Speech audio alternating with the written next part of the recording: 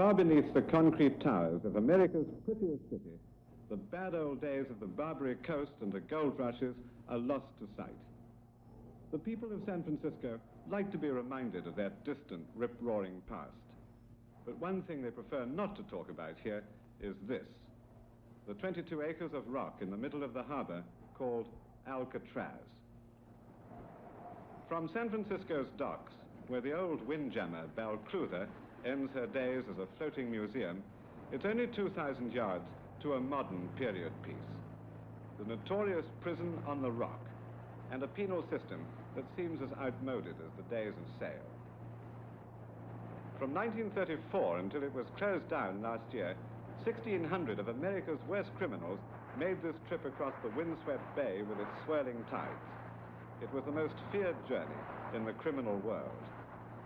The grim cluster of brown buildings was conceived as an unbreakable quarantine for the gangsters of the Prohibition era. Abandoned now, it is still closed to the public. The few visitors allowed get a wary reception from the warden of Alcatraz. With no more prisoners to guard, he takes care to see that no one looks too closely into its past.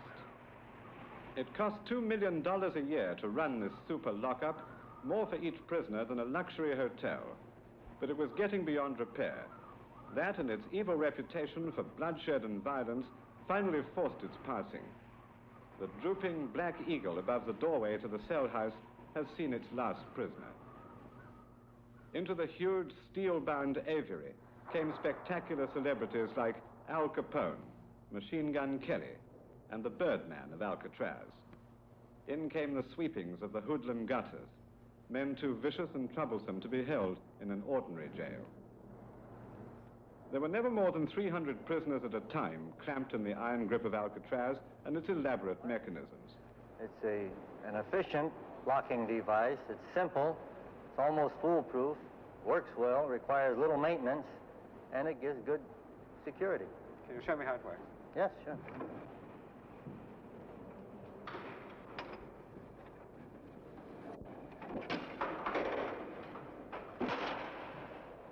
This is about the way a cell looked when it was occupied by an inmate. Perhaps he would have had a few more books than are in there now. He might have had another musical instrument. He has only one guitar. And he probably would have had some art supplies. The inmates could spend money only for books, art supplies, and musical instruments. So Whose cell was this? Do you remember? No, I don't, because inmates were moved frequently. An inmate did not stay in one cell for an indefinite period of time. They sweated out their lengthy sentences in the steel-walled, spotless cells, 9 by 5, that might have been a man's home for 20 years. Alcatraz provided maximum security with minimum privileges. There was one member of the prison staff for every 2 prisoners, the highest ratio anywhere in American jails. The long walk between the cages was known throughout the prison world as Broadway. The narrow strip of wax-polished concrete segregated Negro prisoners from white.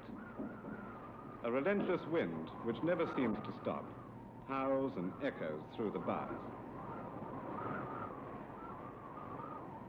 Built over the rambling passages of the old fort that guarded the entrance to San Francisco Bay in the 1840s, the foundations today of Alcatraz are rotting and breaking up. By 1962, it was possible to dig your way out of the rock with a spoon. 3 men did. It was the cleverest escape of the 14 attempts in the prison's 30 years. They dug through the rotting concrete, covering these holes in their cells with cardboard copies of the air ducts that they had removed. Dummies and lifelike masks were placed in their cots, and sometime after the last check at night, the 3 men went out over the roof, climbed the walls, and got into the bay. These 3, and 2 others who escaped in 1937, are the 5 men who may have got away from Alcatraz. All got into the bay, but none has ever been traced beyond that point. They almost certainly drowned. The only time the fantastic security of Alcatraz was seriously challenged was in 1946. The Battle of Alcatraz began when a bank robber named Coy managed to spread the bars of the gun gallery and overpower the guard. He then released 8 of the prison's most desperate inmates, and they took over the cell house, making hostages of the guards. A detachment of Marines was ordered to the island, and Coast Guard boats patrolled offshore. When it was established where the prisoners were hiding, Marines and guards fired bombs through the roof with a bazooka.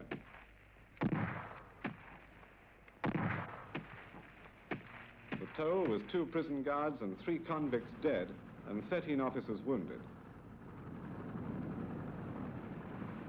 Even those who ran Alcatraz are lukewarm in their support for a now discredited penal theory based on punishment. The last of the island's wardens, with 26 years in the prison service, is Mr. R.J. Willard. Alcatraz has a reputation for toughness and discipline. Do you think it's deserved that? Alcatraz had a lack of privileges. Now, if that is tough, that's what Alcatraz was. A prisoner at Alcatraz got up in the morning, he went to breakfast. After breakfast, he went to work. He came in at noon, ate lunch, and after lunch, he went back to work.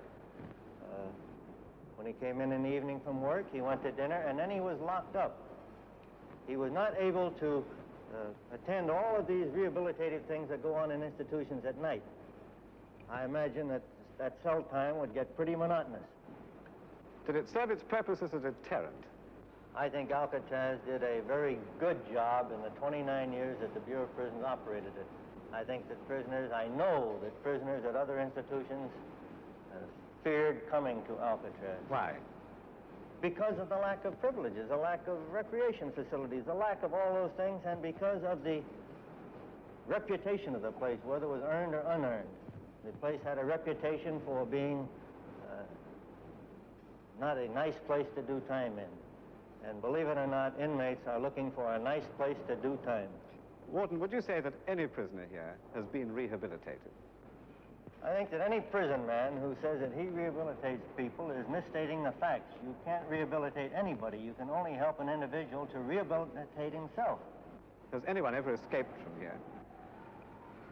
Yes, we are short a few, but they're not bragging about it. In other words, assumedly all those that we are short drowned in the procedure. There is, to our knowledge, nobody walking the streets today bragging about having escaped from Alcatraz. Why are you so sure of that? Why am I so sure? You hear the wind, don't you? And you see the water. Do you think you could make it? From their exercise yard, the prisoners could look across the water to the city of San Francisco. It must have seemed infinitely remote. While they stagnated, the city threw off the effects of the earthquake and depression years and bloomed and prospered with the great migrations to the west. For every long year of a prisoner's sentence, more apartment blocks, more offices rose up from the hills. But from Alcatraz, it was a view always framed in the barbed wire and gun towers, and separated by the treacherous currents that eddied round the rock. But last year, for the final batch of prisoners, the gates opened outwards at last. They came stumbling into the light of day, and manacled were taken off the island to other prisons on the mainland. The public had their first glimpse of the faces of men who had been branded by the authorities as the toughest criminals in the United States. The last menu of the Alcatraz cuisine was left behind them on the kitchen wall. Almost at once, Alcatraz became a valuable piece of real estate. The first to stake out a claim to it were an enterprising bunch of Sioux Indians who invoked a long-forgotten treaty, entitling them, they say, to any land offered by the federal government for sale. But their claim has been overruled, so has the plan of a local architect who wanted to see here a piece of poetry that would swoon the Pacific, a great fountain that would rise 500 feet into the air. The rock is to become a monument to the United Nations.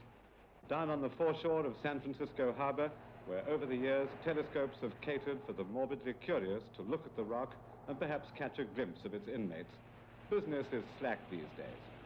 I asked the San Franciscans who did stroll past what they would like to see happen to Alcatraz. Well, I think that they ought to leave it as a federal prison as it is and let the public have a boat go over there and let the public go over and see what a federal prison's like and how they work. Well, sir, I tell you, I think it should just keep it for a souvenir. Why is that? Well, a lot of the tourists comes in, look around. They would be glad to see it. Well, I like to see it made into a public park. Why is where that? people can go and tour around, go by ferry boat. That's what I'd like. I think they should make it a tribute to the Beatles. A tribute to the what? The Beatles. Why is that? I don't know. I think it'd be good for laughs. They could grow the bushes real thick all over it and put 4 big statues with guitars and everything. You'd like to see the Beatles in Alcatraz, would you? Well, yeah, I guess so. What do you think they should do with Alcatraz?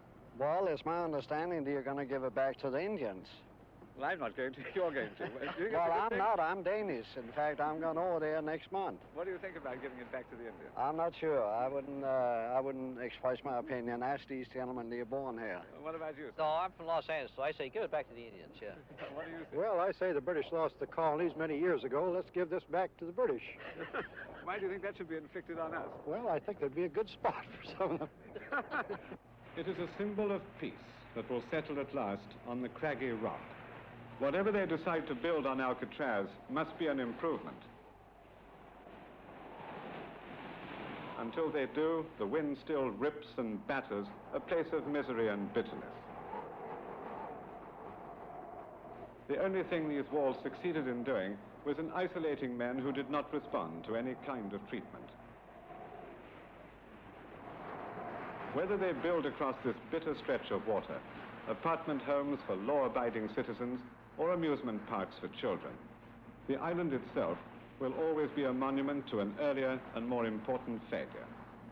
For this was a place where men gave up hope in each other.